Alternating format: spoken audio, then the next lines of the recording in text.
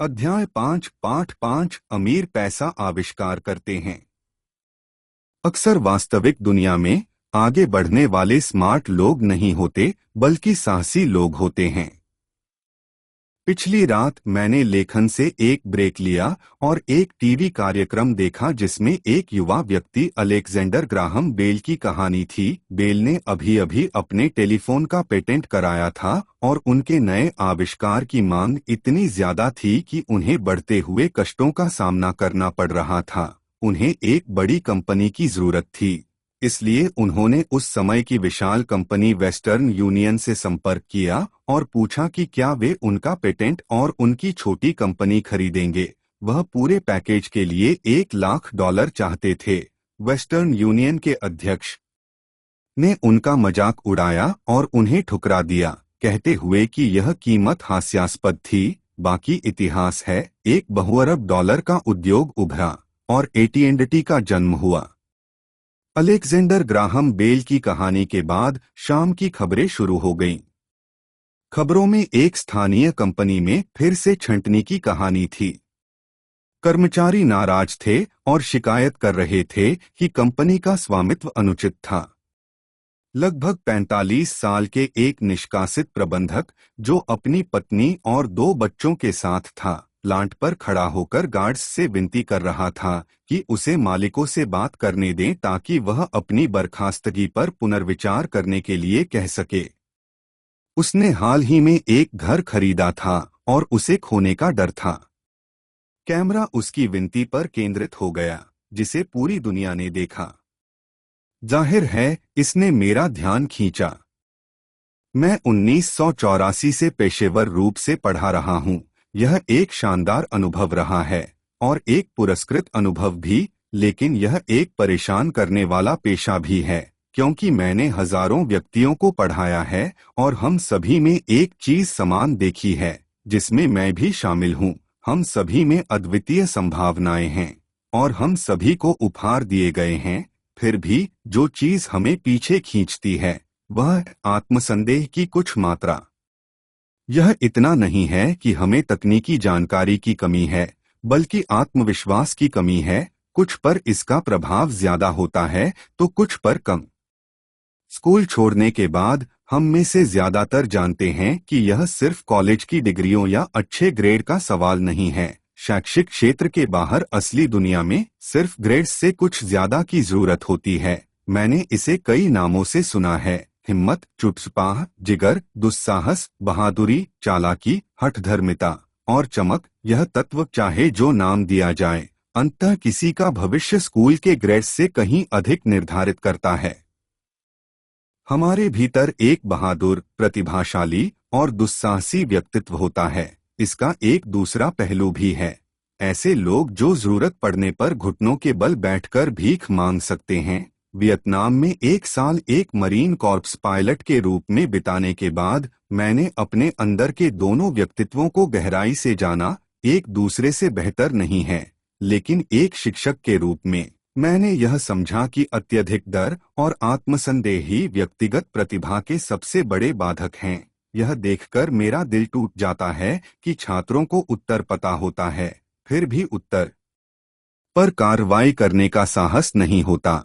अक्सर असली दुनिया में वे लोग आगे बढ़ते हैं जो सबसे ज्यादा होशियार नहीं होते, बल्कि सबसे ज्यादा साहसी होते हैं।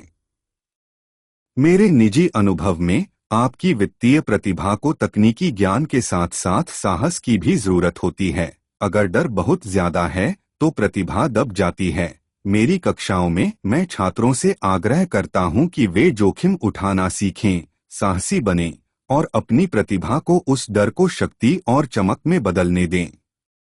कुछ के लिए यह काम करता है और कुछ को यह बस डरा देता है। मैंने महसूस किया है कि अधिकांश लोगों के लिए जब पैसा विषय होता है तो वे सुरक्षित खेलना पसंद करते हैं। मुझे अक्सर ऐसे सवालों का सामना करना पड़ा है, जैसे जोखिम क्यों लें? मुझे अपने वित्तीय IQ को क्यों विकसित करना चाहिए? मुझे वित्तीय रूप से साक्षर क्यों बनना चाहिए? और मेरा उत्तर होता है, बस ज्यादा विकल्प पाने के लिए। आने वाले समय में बड़े बदलाव होने वाले हैं। आने वाले वर्षों में दुनिया भर में और भी कई लोग होंगे जो युवा आविष्कारक अलेक्जेंडर ग्राहम बेल जैसे होंगे। हर साल बिल गेट्स जैसे सैकड़ों लोग और माइक्रोसॉफ्ट जैसी अत्यधिक सफल कंपनियां बनेंगी और साथ ही और भी दिवालिया होने के मामले, छंटनी और नौकरियों में कटौती होंगी। तो फिर क्यों अपने वित्तीय आईक्यू को विकसित करने की चिंता करें? इसका उत्तर सिर्फ आप ही दे सकते हैं।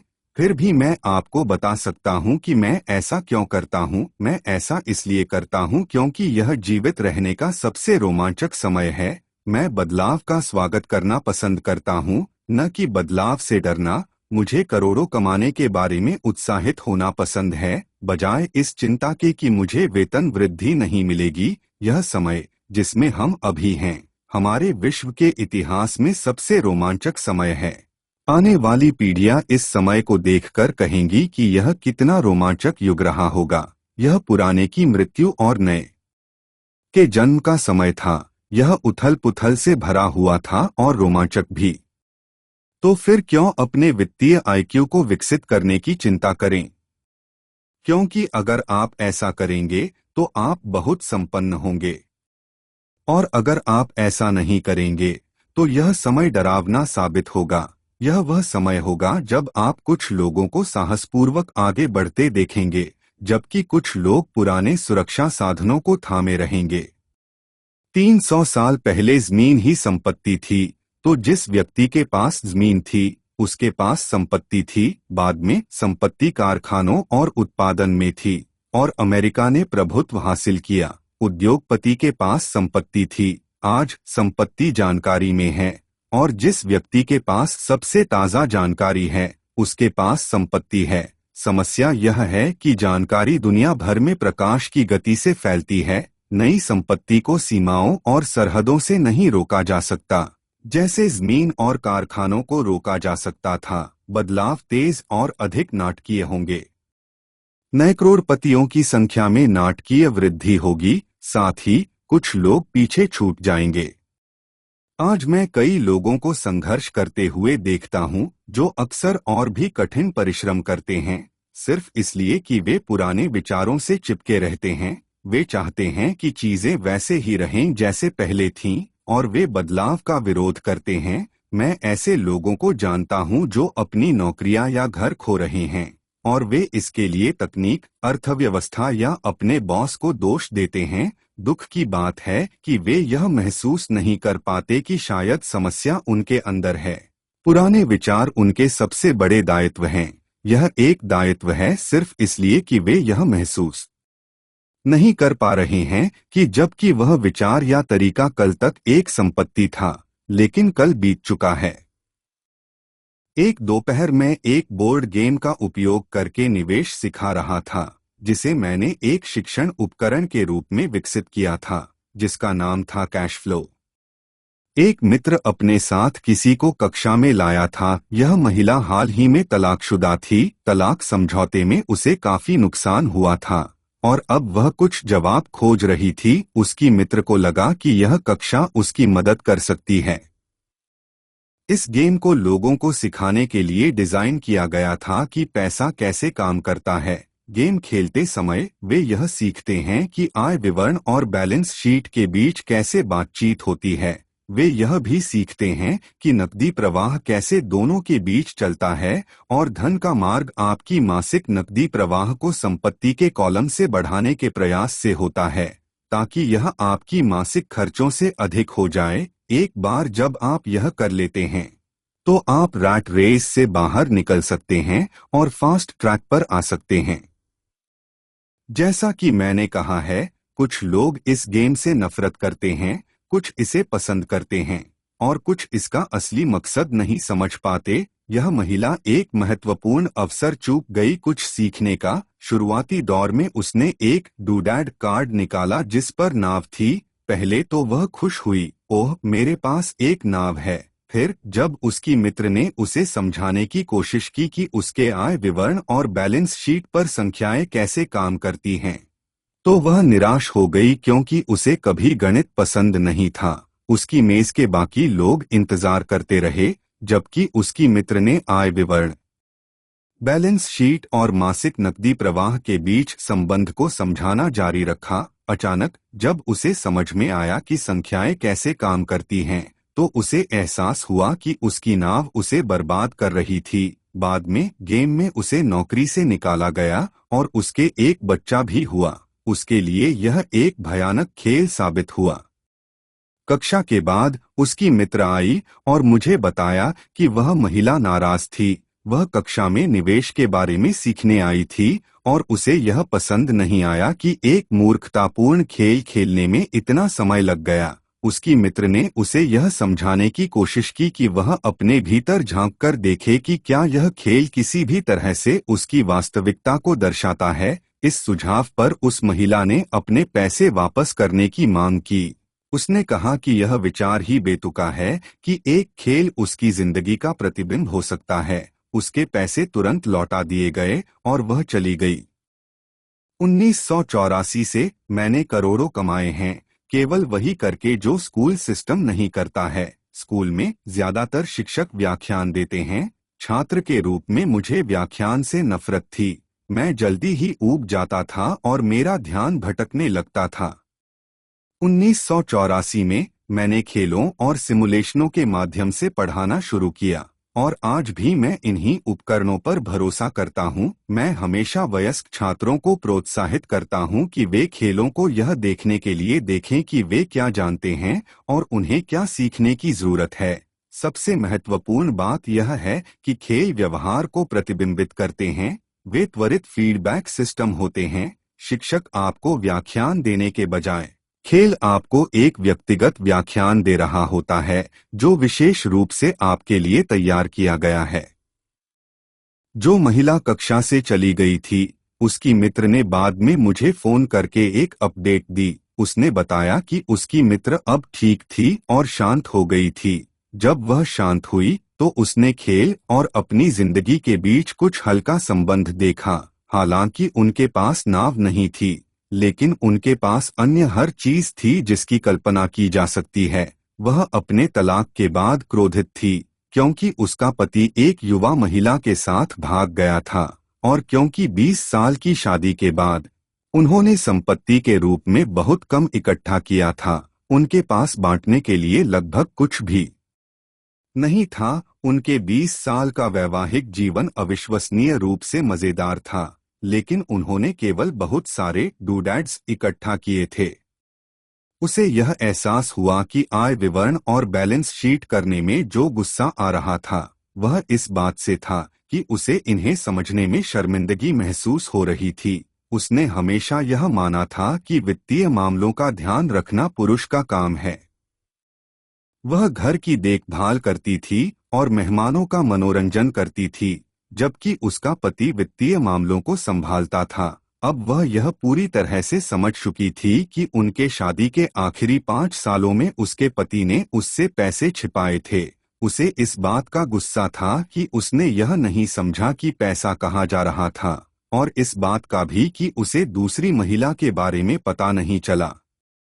बिल्कुल एक बोर्ड गेम की तरह दुनिया हमें हमेशा तुरंत प्रतिक्रिया देती है।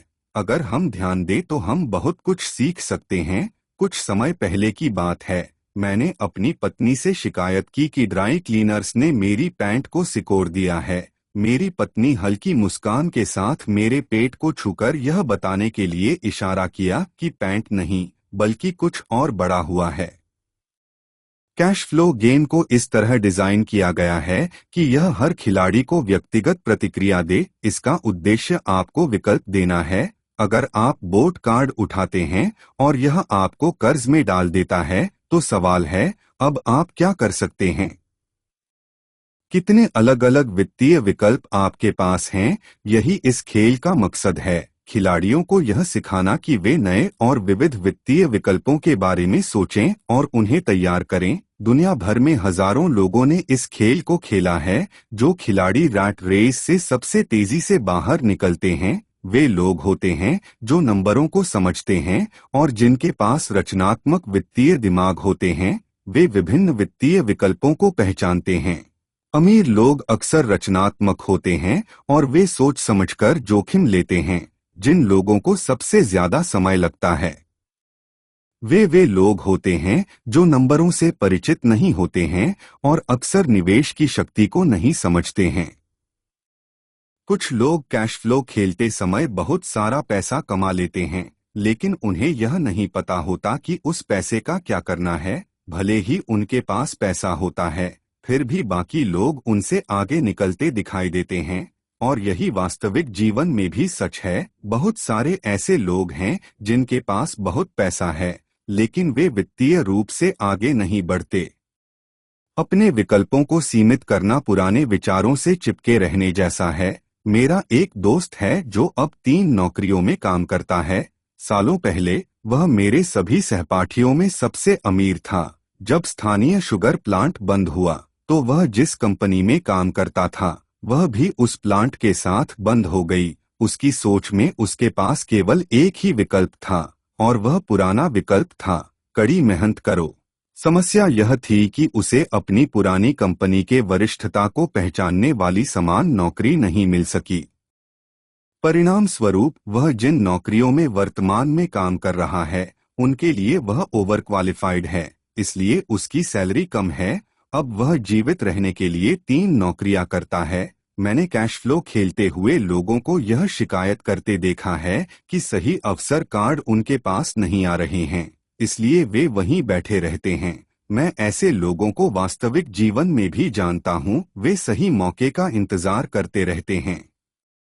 मैंने लोगों को सही अवसर कार्ड पाते हुए देखा है, लेकिन उनके पास पर्याप्त पैसा नहीं होता है। फिर वे शिकायत करते हैं कि अगर उनके पास अधिक पैसा होता तो वे रैट रेस से बाहर आ जाते, इसलिए वे वहीं बैठे रहते हैं। मैं ऐसे लोगों को वास्तविक जीवन में भी जानता हूँ। वे सभी शानदार सौदे देखते हैं, लेकिन उनके पास पैसा नहीं होता।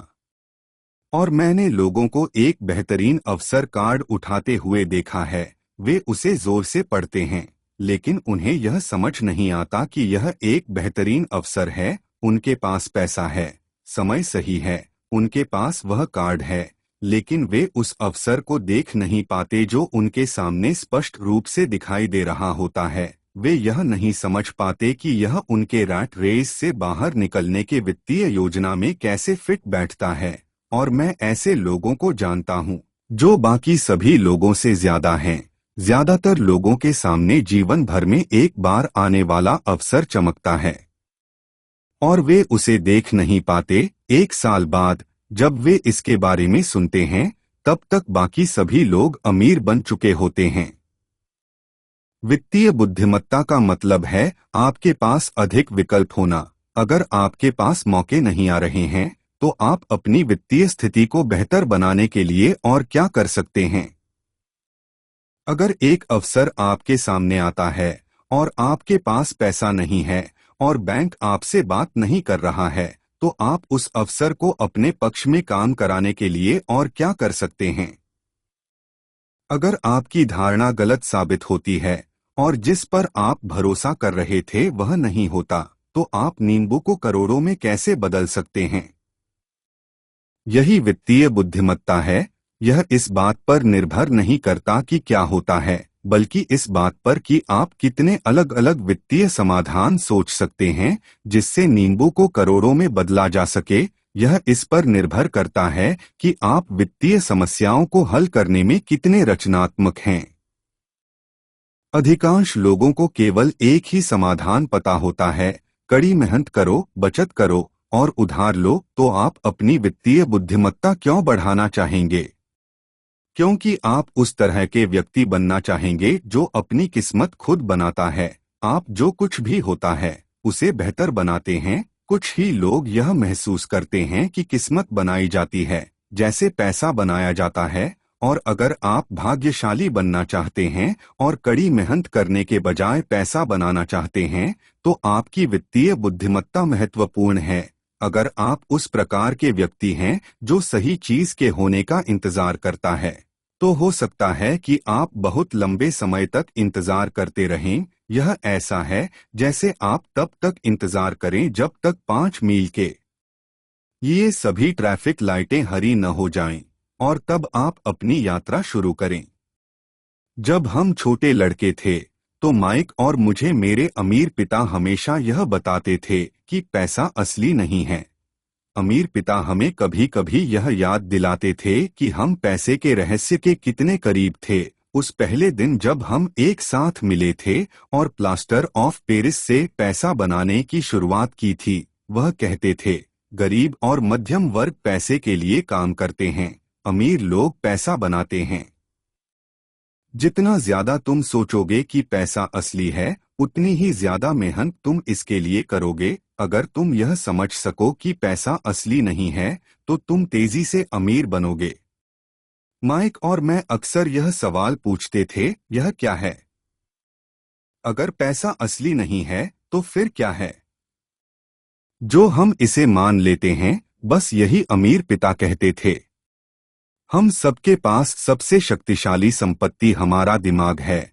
अगर इसे अच्छी तरह से प्रशिक्षित किया जाए, तो यह बेशुमार दौलत बना सकता है, वो भी लगभग तुरंत। एक अनियंत्रित दिमाग भी अत्यधिक गरीबी पैदा कर सकता है, जो पीढ़ियों तक एक परिवार को कुचल सकती है।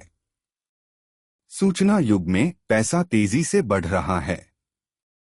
कुछ व्यक्ति बिना कुछ खास मेहनत किए केवल विचारों और समझौतों से बेहिसाब अमीर बन रहे हैं। अगर आप उन लोगों से पूछें जो स्टॉक्स या अन्य निवेशों का व्यापार करते हैं, तो वे इसे हर समय होते हुए देखते हैं। अक्सर लाखों रुपए तुरंत ही बना लिए जाते हैं, और वो भी कुछ नहीं से। और जब मैं कहता हूँ कुछ नहीं से, तो मेरा मतलब है कि कोई पैसा नहीं बदला गया। यह समझौतों के जरिए होता है। एक ट्रेडिंग पिट में हाथ का संकेत, लिस्बन के एक व्यापारी की स्क्रीन पर एक ब्लिप जो टोरंटो के व्यापारी की स्क्रीन से वापस लिस्बन आती है, या मेरे दलाल को एक कॉल करके खरीदने के लिए और अगले ही पल बेचने के लिए। पैसे का आदान प्रदान नहीं हुआ, समझौते हुए। तो क्यों अपनी वित्तीय प्रतिभा को विकसित करें? इसका जवाब केवल आप दे सकते हैं। मैं आपको बता सकता हूं कि मैंने इस क्षेत्र में अपनी बुद्धिमत्ता क्यों विकसित की। मैंने ऐसा इसलिए किया क्योंकि मैं तेजी से पैसा कमाना चाहता हूं, न कि इसलिए कि मुझे इसकी जरूरत है, बल्कि इसलिए क्योंकि मैं ऐसा करना चाहता हूं। यह एक आकर्षक सीखने की प्रक्रिया है। मैं अपना वित्तीय आईक्यू इसलिए बढ़ाता हूं क्योंकि मैं दुनिया के सबसे तेज और सबसे बड़े खेल में हिस्सा लेना चाहता हूं, और अपनी छोटी सी भूमिका में मैं इस अभूतपूर्व मानव विकास का हिस्सा बनना चाहता हूं। वह युग जहां इंसान केवल अपने दिमाग से काम करते हैं, अपने शरीर से नहीं। इसके अलावा यही असली काम हो रहा है। यह वही है जो हो रहा है। यह आधुनिक है, यह डरावना है, और यह मजेदार है। इसी वजह से मैं अपनी वित्तीय बुद्धिमत्ता में निवेश करता हूं, जो मेरी सबसे शक्तिशाली संपत्ति है। मैं उन लोगों के साथ रहना चाहता हूं जो साहसपूर्वक आगे बढ़ रहे हैं। मैं उन लोगों के साथ नहीं रहना चाहता जो पीछे छूट रहे हैं। मैं आपको पैसे बनाने का एक साधारण उदाहरण देता हूं। 1990 के दशक की शुरुआत में फीनिक्स, एरिज़ोना की अर्थव्यवस्था बेहद खराब थी। मैं एक टीवी शो देख रहा था जिसमें एक वित्तीय योजनाकार आया और कयामत और निराशा की भविष्यवाणी करने लगा। उसकी सलाह थी कि पैसे बचाओ, हर महीने $100 बचाओ। उसने कहा, 40 साल में तुम करोड़पति बन जाओगे। हर महीने पैसे बचाना एक अच्छी सोच है। यह एक विकल्प है, वह विकल्प जिसे अधिकतर लोग अपनाते हैं। समस्या यह है कि यह व्यक्ति को यह समझने से अंधा कर देता है कि वास्तव में क्या हो रहा है। इससे उन्हें अपने पैसे की अधिक महत्वपूर्ण वृद्धि के अवसरों से वंचित रहना पड़ता है। दुनिया उनके सामने से गुजर जाती है। जैसा कि मैंने कहा, उस समय अर्थव्यवस्था बहुत खराब थी, लेकिन निवेशकों के लिए यह एक आदर्श बाजार स्थिति है। मेरे पैसे का एक हिस्सा स्टॉक मार्केट और अपार्टमेंट्स में लगा हुआ था। मुझे नकदी की कमी थी, चूंकि लोग अपनी संपत्तियां छोड़ रहे थे। मैं खरीद रहा था। मैं पैसे नहीं बचा रहा था, मैं निवेश कर रहा था।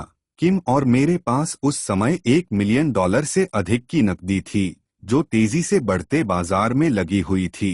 यह निवेश का सबसे अच्छा अवसर था। अर्थव्यवस्था खराब थी, लेकिन मैं इन छोटे सौदों को छोड़ नहीं सकता था। जो घर कभी $1,00,000 के थे, अब $75,000 में मिल रहे थे। लेकिन स्थानीय रियल एस्टेट एजेंटों से खरीदारी करने की बजाय मैंने दिवालियापन के वकील के कार्यालय या कोर्ट हाउस की सीढ़ियों पर खरीदारी शुरू की। इन जगहों पर एक $75,000 का घर कभी कभी $20,000 या उससे भी कम में खरीदा जा सकता था। $2,000 के लिए, जो मुझे एक दोस्त ने 90 दिनों के लिए $200 के बदले उधार दिया था, मैंने एक वकील को एक नकद चेक डाउन पेमेंट के रूप में दिया। जब तक यह अधिग्रहण प्रक्रिया में था, मैंने एक विज्ञापन चलाया जिसमें $75,000 का घर केवल $60,000 में और बिना किसी डाउन पेमेंट के बेचने का ऑफर दिया। फोन जोर जोर से बजने लगा। संभावित खरीदारों को छांटा गया और जैसे ही संपत्ति कानूनी रूप से मेरी हो गई, सभी संभावित खरीदारों को घर देखने की अनुमति दी गई। यह मानो भूखों की भीड़ में तब्दील हो गया। घर कुछ ही मिनटों में बिक गया। मैंने $2,500 की प्रोसेसिंग फीस मांगी, जिसे उन्होंने खुशी खुशी दे दिया, और फिर एस्क्रो और टाइटल कंपनी ने बाकी का काम संभाल लिया। मैंने अपने दोस्त को $2,000 वापस कर दिए, साथ ही $200 अतिरिक्त दिए। वह खुश था, घर का खरीदार खुश था, वकील खुश था, और मैं भी खुश था। मैंने एक घर $60,000 में बेचा जो मुझे $20,000 का पड़ा था। $40,000 मेरी संपत्ति कॉलम में खरीदार से प्राप्त किए गए प्रोमिसरी नोट के रूप में बनाए गए थे। कुल काम का समय 5 घंटे। अब जब आप वित्तीय साक्षरता की ओर बढ़ रहे हैं और संख्याओं को पढ़ने में कुशल हो रहे हैं, तो मैं आपको दिखाऊंगा कि यह उदाहरण किस तरह पैसे का आविष्कार करने का है। $40,000 संपत्ति कॉलम में बनाया गया है। पैसा बिना टैक्स के आविष्कार किया गया है। 10% ब्याज पर $4,000 प्रति वर्ष नकद प्रवाह आय में जोड़ा जाता है। इस मंदी बाजार के दौरान किम और मैं अपने खाली समय में इन साधारण लेन देन में से 6 करने में सक्षम थे, जबकि हमारी अधिकांश पूंजी बड़े प्रॉपर्टीज और स्टॉक मार्केट में थी। हम इन 6 खरीदे, बनाए और बेचे लेन देन में $1,90,000 से अधिक के एसेट्स, 10% ब्याज दर वाले नोट्स बनाने में सक्षम थे। यह लगभग $19,000 वार्षिक आय बनता है, जिसमें से अधिकांश हमारी निजी कॉरपोरेशन के माध्यम से कर शील्ड किया जाता है।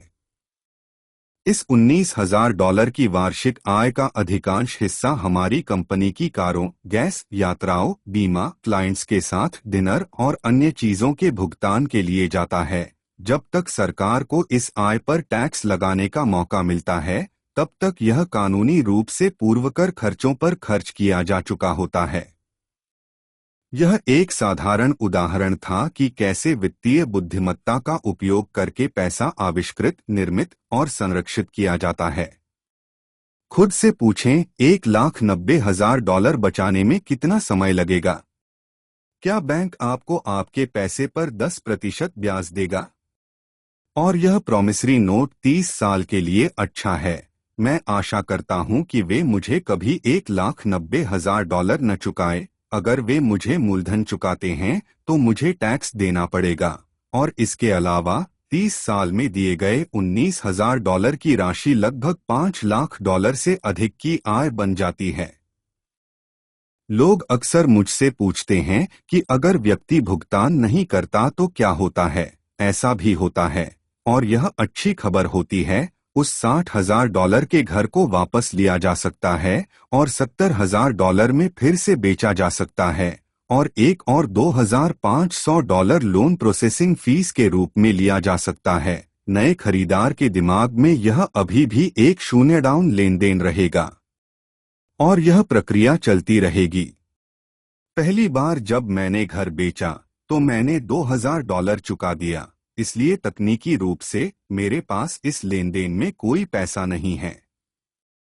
मेरी निवेश पर प्रतिफल ROI अनंत है।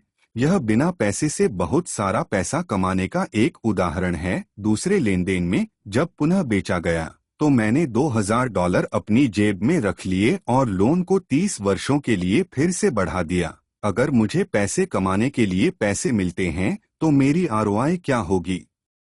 मुझे नहीं पता, लेकिन यह $100 प्रति माह बचाने से कहीं बेहतर है, जो वास्तव में $150 से शुरू होता है, क्योंकि यह कर पश्चात आय होती है जो 40 वर्षों तक कम ब्याज पर अर्जित होती है और फिर आपको उस ब्याज पर टैक्स देना पड़ता है। यह बहुत बुद्धिमान नहीं है। यह सुरक्षित हो सकता है, लेकिन यह समझदारी भरा नहीं है। कुछ साल बाद जब फीनिक्स की रियल एस्टेट मार्केट मजबूत हुई तो वे घर जो हमने $60,000 में बेचे थे उनकी कीमत $1,10,000 हो गई। फोरक्लोजर के मौके अभी भी उपलब्ध थे, लेकिन दुर्लभ हो गए। उन्हें ढूंढने के लिए मेरा कीमती समय खर्च होता था।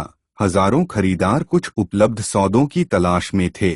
बाजार बदल चुका था। अब आगे बढ़ने और एसेट कॉलम में डालने के लिए अन्य अवसरों की तलाश करने का समय था। आप यहाँ ऐसा नहीं कर सकते।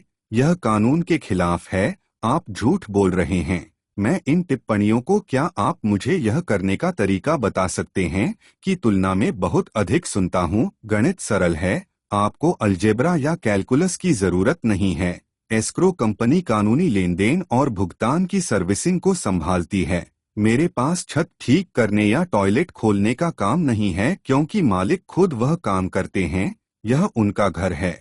कभी कभी कोई भुगतान नहीं करता और यह बहुत अच्छा है, क्योंकि देर से भुगतान करने पर शुल्क लगते हैं या वे बाहर चले जाते हैं और प्रॉपर्टी फिर से बिक जाती है। कोर्ट सिस्टम इसे संभाल लेता है और यह आपके क्षेत्र में काम नहीं कर सकता है। बाजार की स्थितियां अलग हो सकती हैं, लेकिन यह उदाहरण दिखाता है कि एक साधारण वित्तीय प्रक्रिया से कैसे थोड़े से पैसे और कम जोखिम के साथ सैकड़ों हजारों डॉलर बनाए जा सकते हैं। यह इस बात का उदाहरण है कि पैसा सिर्फ एक समझौता है। कोई भी व्यक्ति जिसने हाई स्कूल की शिक्षा प्राप्त की हो यह कर सकता है। फिर भी अधिकांश लोग ऐसा नहीं करेंगे। अधिकांश लोग वही मानक सलाह सुनते हैं, कड़ी मेहनत करो और पैसे बचाओ। लगभग 30 घंटे के काम में एसेट कॉलम में लगभग $1,90,000 बनाए गए और कोई टैक्स नहीं दिया गया। आपको कौन सा कठिन लगता है? एक, कड़ी मेहनत करो, 50% टैक्स दो, जो बचता है उसे बचाओ। फिर आपकी बचत पर 5% ब्याज मिलता है, जिस पर भी टैक्स लगता है। या 2, अपना समय वित्तीय बुद्धिमत्ता विकसित करने में लगाओ। अपने दिमाग और एसेट कॉलम की ताकत का उपयोग करो। यदि आप विकल्प नंबर 1 का उपयोग करते हैं तो यह सुनिश्चित करें कि आप $1,90,000 बचाने में लगने वाले समय को भी ध्यान में रखें। समय आपकी सबसे बड़ी संपत्तियों में से एक है। अब आप समझ सकते हैं कि जब मैं माता पिता को यह कहते हुए सुनता हूँ, मेरा बच्चा स्कूल में अच्छा कर रहा है और अच्छी शिक्षा प्राप्त कर रहा है, तो मैं चुपचाप अपना सिर क्यों हिलाता हूँ? यह अच्छा हो सकता है, लेकिन क्या यह पर्याप्त है? मुझे पता है कि ऊपर बताई गई निवेश रणनीति छोटी है। इसे यह दिखाने के लिए उपयोग किया गया है कि कैसे छोटी चीजें बड़ी हो सकती हैं। फिर से, मेरी सफलता एक मजबूत वित्तीय नींव के महत्व को दर्शाती है, जो एक मजबूत वित्तीय शिक्षा से शुरू होती है। मैंने इसे पहले भी कहा है, लेकिन दोहराना जरूरी है। वित्तीय बुद्धिमत्ता इन 4 प्रमुख तकनीकी कौशलों से बनी होती है। 1, अकाउंटिंग। अकाउंटिंग वित्तीय साक्षरता है या संख्याओं को पढ़ने की क्षमता। यह एक महत्वपूर्ण कौशल है यदि आप व्यवसाय या निवेश बनाना चाहते हैं। 2, निवेश। निवेश पैसे से पैसा बनाने की कला है। 3, बाजारों की समझ। बाजारों की समझ मांग और आपूर्ति का विज्ञान है। अलेक्जेंडर ग्राहम बेल ने बाजार को वही दिया जो उसे चाहिए था। बिल गेट्स ने भी यही किया। $75,000 का घर $60,000 में खरीदना, जिसकी कीमत $20,000 थी, यह भी बाजार द्वारा उत्पन्न अवसर को पकड़ने का परिणाम था। कोई खरीद रहा था और कोई बेच रहा था। 4, कानून। कानून अकाउंटिंग, कॉरपोरेट, राज्य और संघीय नियमों की जागरूकता है। मैं नियमों का पालन करने की सिफारिश करता हूँ। यह मूल नींव या इन कौशलों का संयोजन धन प्राप्त करने के प्रयास में सफल होने के लिए आवश्यक है, चाहे वह छोटे घरों, अपार्टमेंट बिल्डिंग्स, कंपनियों, शेयरों, बॉन्ड्स, बहुमूल्य धातुओं, बेसबॉल कार्ड्स या इस प्रकार की अन्य चीजों की खरीद के माध्यम से हो। कुछ साल बाद रियल एस्टेट बाजार में सुधार हुआ और हर कोई इसमें शामिल हो रहा था। स्टॉक मार्केट उछाल पर था और हर कोई उसमें निवेश कर रहा था। अमेरिकी अर्थव्यवस्था वापस पटरी पर आ रही थी। मैंने बेचना शुरू किया और अब पेरू, नॉर्वे, मलेशिया और फिलीपींस की यात्रा कर रहा था। निवेश का परिदृश्य बदल गया था। हम अब रियल एस्टेट नहीं खरीद रहे थे। अब मैं केवल संपत्ति कॉलम में मूल्यों को बढ़ते हुए देख रहा हूं और शायद जल्द ही बेचना शुरू करूंगा। मुझे संदेह है कि उन 6 छोटे घरों के सौदे में से कुछ बिक जाएंगे और $40,000 का नोट नकदी में परिवर्तित हो जाएगा। मुझे अपने अकाउंटेंट को कॉल करना होगा ताकि नकदी के लिए तैयार रह सकूं और उसे बचाने के तरीकों की तलाश कर सकूं।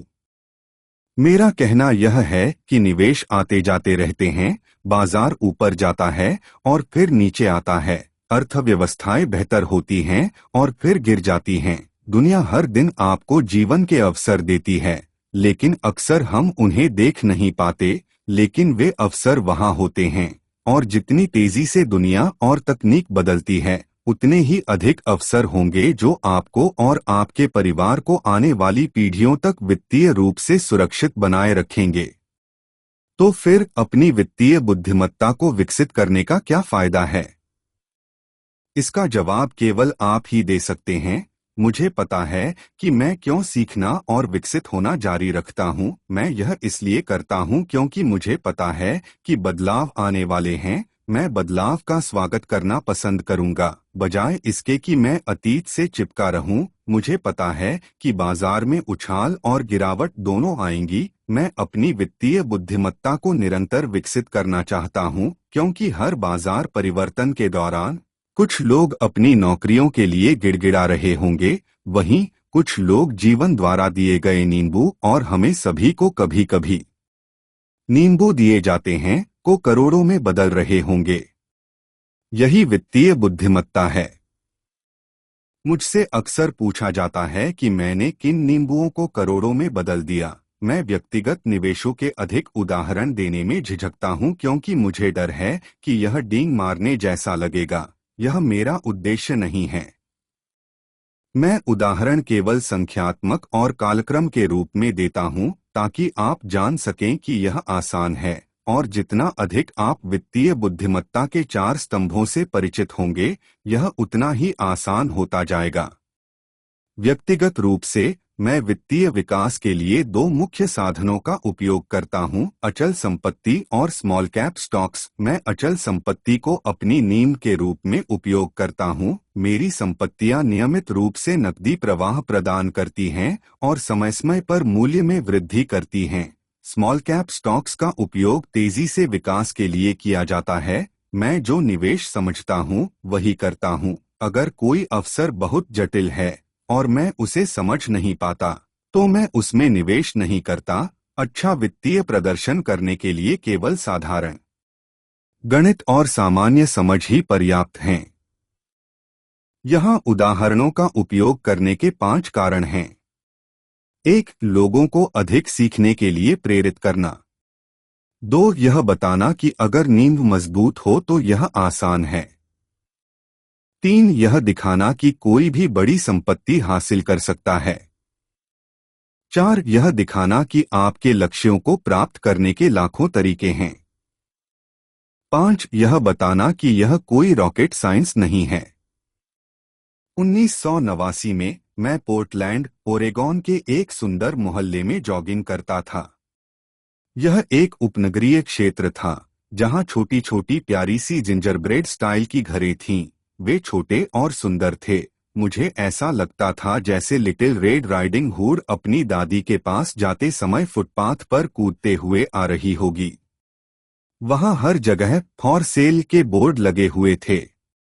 लकड़ी का बाजार बहुत खराब था। स्टॉक मार्केट अभी अभी क्रैश हुआ था और अर्थव्यवस्था मंदी में थी। एक गली में मैंने एक फॉर सेल बोर्ड देखा जो बाकी से ज्यादा समय से लगा हुआ था। यह पुराना लग रहा था। एक दिन जॉगिंग करते समय मैं मकान मालिक से मिला, जो चिंतित दिख रहा था। आप अपने घर के लिए क्या मांग रहे हैं? मैंने पूछा। मकान मालिक मुड़ा और कमजोर मुस्कान के साथ बोला, कोई भी ऑफर दे दो। उसने कहा, यह घर 1 साल से ज्यादा समय से बिकने के लिए रखा हुआ है, अब तो कोई इसे देखने भी नहीं आता। मैं इसे देखूंगा, मैंने कहा, और आधे घंटे बाद मैंने यह घर उसके मांग मूल्य से $20,000 कम में खरीद लिया। यह एक प्यारा सा 2 बेडरूम का घर था, जिसकी सभी खिड़कियों पर जिंजरब्रेड सजावट थी। यह हल्के नीले रंग का था, जिसमें ग्रे रंग के एक्सेंट थे, और इसे 1930 में बनाया गया था। अंदर एक सुंदर पत्थर की चिमनी थी और 2 छोटे बेडरूम भी थे। यह एक आदर्श किराए का घर था। मैंने मालिक को $45,000 के घर के लिए $5,000 का डाउन पेमेंट दिया, जो वास्तव में $65,000 का था, लेकिन कोई इसे खरीदना नहीं चाहता था। मालिक 1 हफ्ते में वहां से चला गया। खुश था कि उसे इससे छुटकारा मिल गया, और मेरा पहला किराएदार, जो एक स्थानीय कॉलेज का प्रोफेसर था, वहां आ गया। बंधक खर्चे और प्रबंधन शुल्कों का भुगतान करने के बाद हर महीने मेरे पास लगभग $40 बचते थे। यह ज्यादा उत्साहजनक नहीं था। 1 साल बाद ओरेगॉन का मंदीग्रस्त रियल एस्टेट बाजार उठने लगा। कैलिफोर्निया के निवेशक, जो अभी भी अपने तेजी से बढ़ते रियल एस्टेट बाजार से पैसे कमा रहे थे, उत्तर की ओर ओरेगॉन और वॉशिंगटन में जाकर संपत्तियां खरीदने लगे। मैंने वह छोटा घर $95,000 में एक युवा दंपत्ति को बेचा, जो कैलिफोर्निया से थे, और उन्हें यह सौदा सस्ता लगा। लगभग $40,000 का मेरा capital gain 1031 tax deferred exchange में लगा दिया गया, और मैं अपने पैसे को निवेश करने के लिए एक नई जगह खोजने लगा। लगभग 1 महीने में मुझे बीवर्टन, ओरेगॉन में इंटेल प्लांट के पास 12 यूनिट का अपार्टमेंट हाउस मिला। मालिक जर्मनी में रहते थे और उन्हें इस जगह की वास्तविक कीमत का अंदाजा नहीं था, और वे बस इससे छुटकारा पाना चाहते थे। मैंने $4,50,000 की बिल्डिंग के लिए $2,75,000 का ऑफर दिया। उन्होंने $3,00,000 पर सहमति जताई। मैंने इसे खरीदा और 2 साल तक रखा, उसी 1031 एक्सचेंज प्रक्रिया का उपयोग करते हुए। हमने इस बिल्डिंग को $4,95,000 में बेचा और फीनिक्स, एरिजोना में 30 यूनिट का अपार्टमेंट खरीदा। तब तक हम बारिश से बचने के लिए फीनिक्स चले गए थे, और हमें इसे बेचना ही था। ओरेगॉन के पिछले बाजार की तरह फीनिक्स का रियल एस्टेट बाजार भी मंदी में था। फीनिक्स में 30 यूनिट की अपार्टमेंट बिल्डिंग की कीमत $8,75,000 थी, जिसमें $2,25,000 डाउन पेमेंट था। 30 यूनिट्स से नकदी प्रवाह $5,000 प्रति माह से थोड़ा अधिक था। एरिजोना का बाजार बढ़ने लगा, और कुछ साल बाद एक कोलोराडो निवेशक ने हमें इस संपत्ति के लिए $1.2 मिलियन की पेशकश की। इस उदाहरण का मुख्य बिंदु यह है कि कैसे एक छोटी रकम बड़ी रकम में बदल सकती है। फिर यह वित्तीय विवरणों को समझने, निवेश रणनीतियों, बाजार की समझ और कानूनों की जानकारी पर निर्भर करता है। अगर लोग इन विषयों में पारंगत नहीं हैं, तो जाहिर है कि उन्हें पारंपरिक सिद्धांतों का पालन करना होगा, जो हैं सुरक्षित खेलना, विविधीकरण करना, और केवल सुरक्षित निवेशों में निवेश करना। समस्या यह है कि सुरक्षित निवेश अक्सर बहुत ज्यादा सुरक्षित होते हैं, यानी वे इतने सुरक्षित बनाए जाते हैं कि उनसे मिलने वाला मुनाफा कम हो जाता है। ज्यादातर बड़ी ब्रोकरेज फर्म्स सट्टेबाजी वाले सौदों को हाथ नहीं लगाती, ताकि वे अपने ग्राहकों और खुद की सुरक्षा कर सकें, और यह एक समझदारी भरी नीति है। वास्तव में गर्म सौदे नौसिखियों को नहीं दिए जाते हैं। अक्सर सबसे अच्छे सौदे, जो अमीरों को और भी अमीर बनाते हैं, उन लोगों के लिए आरक्षित होते हैं जो खेल को समझते हैं, तकनीकी रूप से सट्टेबाजी वाले सौदे किसी ऐसे व्यक्ति को पेश करना अवैध है जिसे सोफिस्टिकेटेड नहीं माना जाता, लेकिन यह फिर भी होता है। जितना अधिक परिपक्व और जानकार मैं होता हूं, उतने अधिक अवसर मेरे रास्ते में आते हैं। अपने पूरे जीवन में वित्तीय बुद्धिमत्ता विकसित करने का एक और कारण यह है कि आपको अधिक अवसर मिलते हैं, और जितनी अधिक आपकी वित्तीय बुद्धिमत्ता होगी, यह जानना उतना ही आसान हो जाएगा कि कोई सौदा अच्छा है या नहीं। यह आपकी समझ है जो एक खराब सौदे को पहचान सकती है या एक खराब सौदे को अच्छा बना सकती है। जितना अधिक मैं सीखता हूँ, और सीखने के लिए बहुत कुछ है, उतना ही अधिक पैसा मैं कमाता हूँ, क्योंकि वर्षों के साथ अनुभव और समझदारी बढ़ती है।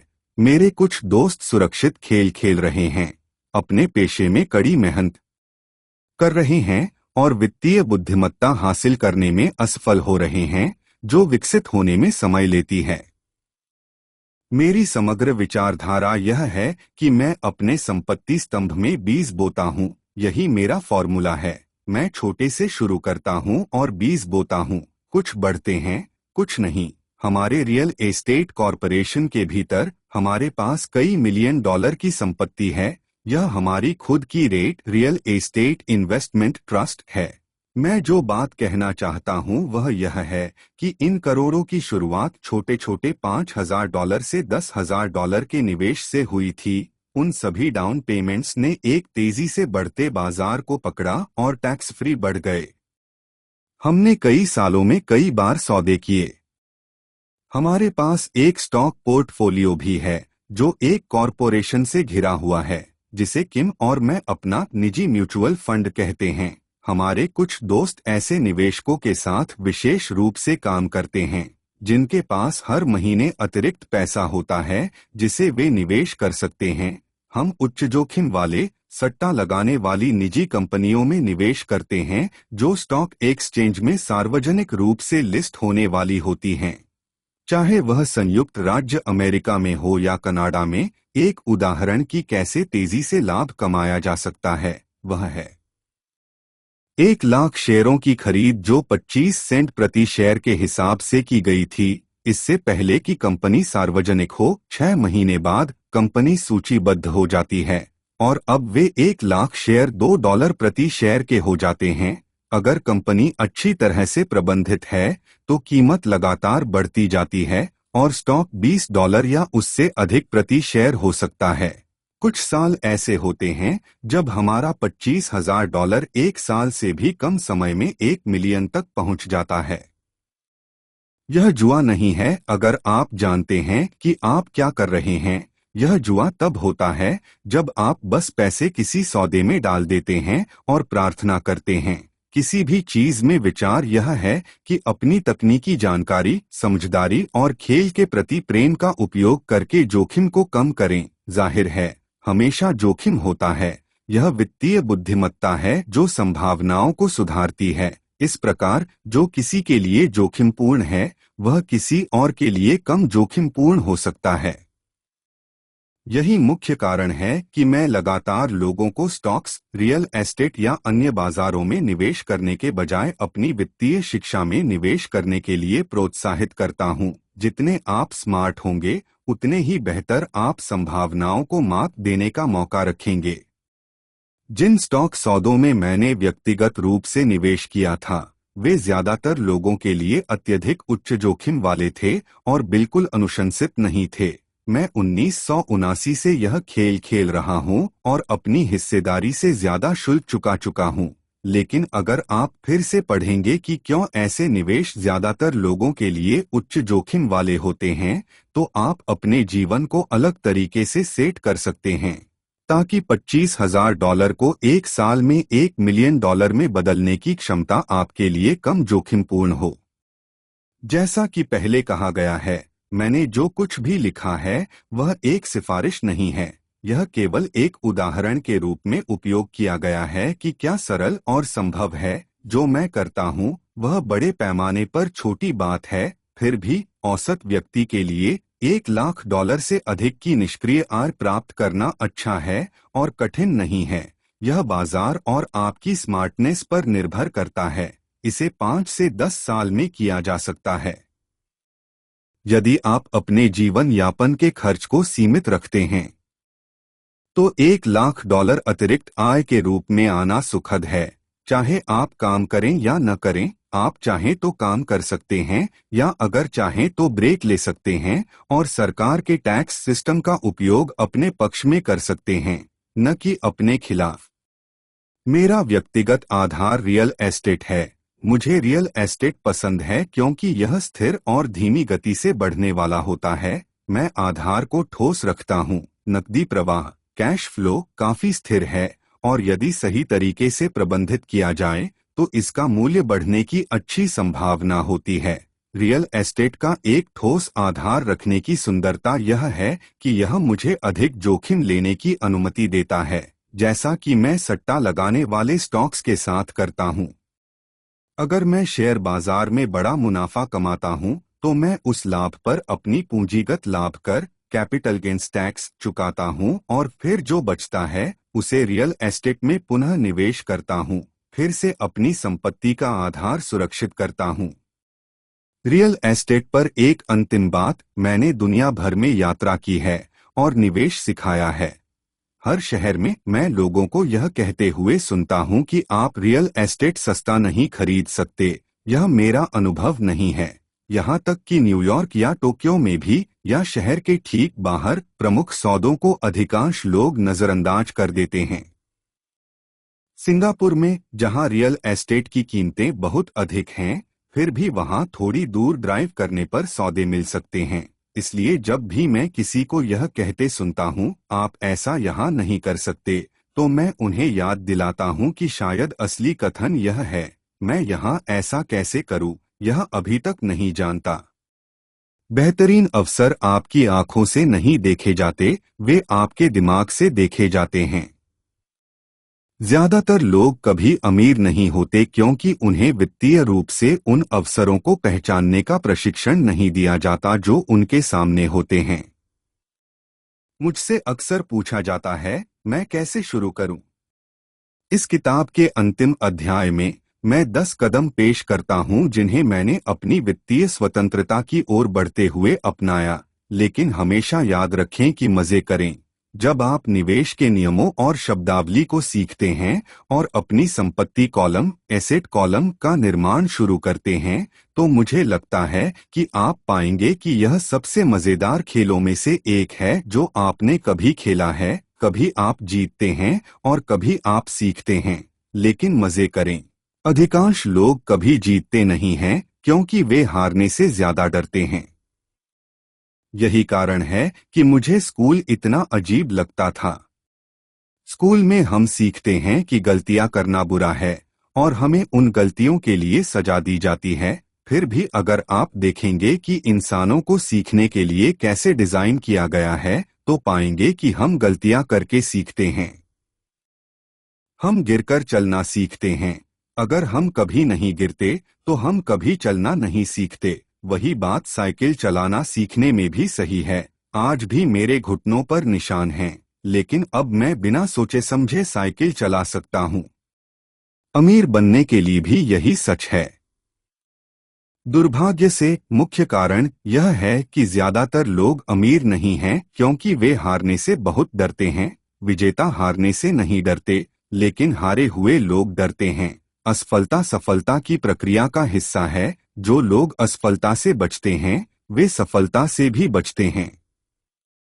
मैं पैसे को ठीक वैसे ही देखता हूं जैसे मैं अपनी टेनिस के खेल को देखता हूं। मैं कड़ी मेहनत करता हूं, गलतियां करता हूं, सुधार करता हूं और फिर से गलतियां करता हूं, सुधार करता हूं और बेहतर होता जाता हूं। अगर मैं खेल हार जाता हूं तो मैं नेट के पार जाकर अपने प्रतिद्वंद्वी से हाथ मिलाता हूं, मुस्कुराता हूं और कहता हूं, अगले शनिवार को मिलते हैं। निवेशकों के 2 प्रकार होते हैं। पहला और सबसे आम प्रकार वह व्यक्ति है जो एक पैकेज्ड निवेश खरीदता है। वे किसी रिटेल आउटलेट जैसे कि एक रियल एस्टेट कंपनी, एक स्टॉक ब्रोकर या एक वित्तीय योजनाकार को कॉल करते हैं और कुछ खरीदते हैं। यह एक म्यूचुअल फंड, एक रेट, एक स्टॉक या एक बॉन्ड हो सकता है। यह निवेश करने का एक साफ सुथरा और सरल तरीका है। एक उदाहरण उस खरीदार का होगा जो कंप्यूटर स्टोर जाता है और शेल्फ से सीधे एक कंप्यूटर खरीदता है। दूसरा प्रकार का निवेशक वह होता है जो निवेश का निर्माण करता है। यह निवेशक आम तौर पर एक डील को उसी तरह से जोड़ता है जैसे कोई व्यक्ति कंप्यूटर के पुर्जों को जोड़कर एक कंप्यूटर बनाता है। मुझे कंप्यूटर के पुर्जों को एक साथ जोड़ने के बारे में कुछ पता नहीं है, लेकिन मुझे पता है कि अवसरों के टुकड़ों को कैसे जोड़ना है, या उन लोगों को जानता हूं जो इसे जानते हैं। यह दूसरा प्रकार का निवेशक अधिक पेशेवर निवेशक होता है। कभी कभी सभी टुकड़ों को एक साथ आने में वर्षों लग सकते हैं, और कभी कभी वे कभी नहीं जुड़ते। मेरे अमीर पिता ने मुझे इस दूसरे प्रकार का निवेशक बनने के लिए प्रोत्साहित किया था। टुकड़ों को एक साथ कैसे जोड़ा जाता है, यह सीखना महत्वपूर्ण है, क्योंकि यहीं पर बड़ी जीतें मिलती हैं। और कभी कभी यदि परिस्थिति आपके खिलाफ जाती है तो बड़े नुकसान भी होते हैं। यदि आप दूसरे प्रकार के निवेशक बनना चाहते हैं तो आपको 3 मुख्य कौशल विकसित करने की आवश्यकता है। एक ऐसा अवसर ढूंढना जो बाकी सबने चूक दिया हो। आप अपनी बुद्धि से वह देख सकते हैं जो अन्य लोग अपनी आंखों से नहीं देख पाते। उदाहरण के लिए, मेरे एक दोस्त ने एक पुराना खंडहर जैसा घर खरीदा था। देखने में वह बहुत डरावना था। हर कोई आश्चर्य कर रहा था कि उसने वह घर क्यों खरीदा। उसने जो देखा, जो हम नहीं देख पाए, वह यह था कि उस घर के साथ 4 अतिरिक्त खाली प्लॉट थे। उसने यह जानकारी टाइटल कंपनी से प्राप्त की। घर खरीदने के बाद उसने उस घर को गिरा दिया और 5 प्लॉट्स को एक बिल्डर को 3 गुना दाम में बेच दिया, जितनी रकम उसने पूरे पैकेज के लिए दी थी। उसने 2 महीने के काम में $75,000 कमाए। यह बहुत बड़ी रकम नहीं है, लेकिन यह न्यूनतम वेतन से तो बहुत बेहतर है, और यह तकनीकी रूप से कठिन भी नहीं है। 2. पैसा जुटाना।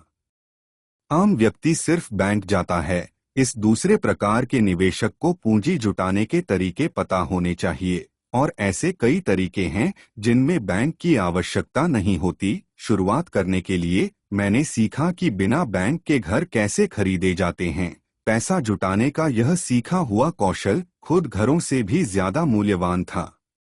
बहुत बार मैं लोगों को यह कहते हुए सुनता हूँ, बैंक मुझे पैसा नहीं देगा, या मेरे पास इसे खरीदने के लिए पैसा नहीं है। अगर आप दूसरे प्रकार के निवेशक बनना चाहते हैं तो आपको वह करना सीखना होगा जो ज्यादातर लोगों को रोकता है। दूसरे शब्दों में कहें तो अधिकांश लोग पैसे की कमी के कारण डील से बाहर हो जाते हैं। अगर आप इस बाधा को पार कर सकते हैं तो आप उन लोगों से कई मिलियन आगे होंगे जो इन कौशलों को नहीं सीखते। कई बार ऐसा हुआ है जब मैंने बैंक में एक भी पैसा न होने पर घर, स्टॉक या अपार्टमेंट खरीदा है। मैंने एक बार $1.2 मिलियन का एक अपार्टमेंट हाउस खरीदा था। मैंने जो किया उसे टाई करना कहा जाता है, जो कि एक लिखित अनुबंध होता है विक्रेता और खरीदार के बीच। फिर मैंने $1 लाख की डिपॉजिट राशि जुटाई, जिसने मुझे बाकी पैसे जुटाने के लिए 90 दिन का समय दिलवाया। मैंने ऐसा क्यों किया? सिर्फ इसलिए क्योंकि मुझे पता था कि उस संपत्ति की कीमत $2 मिलियन थी। मैंने कभी बाकी पैसे नहीं जुटाए। इसके बजाय जिसने $1 लाख दिए थे, उसने मुझसे डील ढूंढने के लिए $50,000 दिए, मेरी जगह ले ली, और मैं डील से बाहर हो गया। कुल काम का समय 3 दिन। फिर से यह ज्यादा मायने रखता है कि आप क्या जानते हैं, न कि आप क्या खरीदते हैं। निवेश करना खरीदने से ज्यादा एक समझदारी की बात है। 3 होशियार लोगों को संगठित करें। बुद्धिमान लोग वे होते हैं जो किसी ऐसे व्यक्ति के साथ काम करते हैं या उसे काम पर रखते हैं जो उनसे ज्यादा बुद्धिमान हो। जब आपको सलाह की जरूरत हो तो सुनिश्चित करें कि आप अपने सलाहकार को समझदारी से चुनें। सीखने के लिए बहुत कुछ है, लेकिन इसके लाभ बहुत बड़े हो सकते हैं। यदि आप इन कौशलों को सीखना नहीं चाहते तो पहले प्रकार का निवेशक होना बेहद अनुशंसित है। आपकी सबसे बड़ी संपत्ति वह है जो आप जानते हैं, और आपकी सबसे बड़ी जोखिम वह है जो आप नहीं जानते।